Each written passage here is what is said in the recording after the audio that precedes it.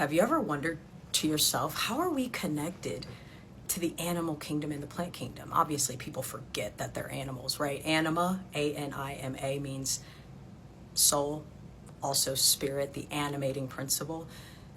Right, we're all animals, but how are we specifically interconnected, right? Like, why are we different? Why can we speak, right? And it's because what's out there is actually in here. Remember?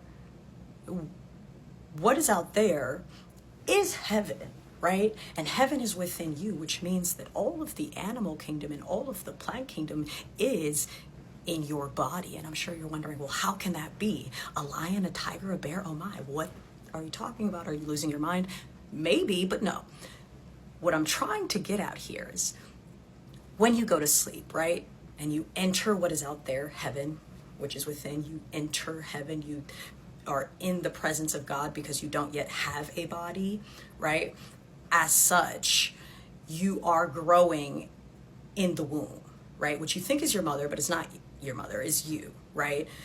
And in this womb, you're growing from a single cell organism all the way until a babe to be born, kicked out of the Garden of Eden, whatever you want to call it.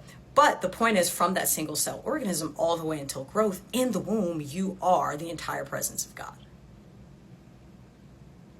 Right? Your consciousness, light and darkness, and there's no distinction. You're the entire thing.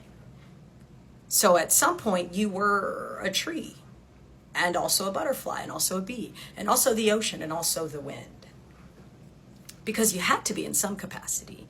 And then when you are kicked out of the Garden of Eden and born again, right, which is happening side by side to each other, you're waking and dying at the same time. Even when you're entering rest, it's restoration, right, which is heaven.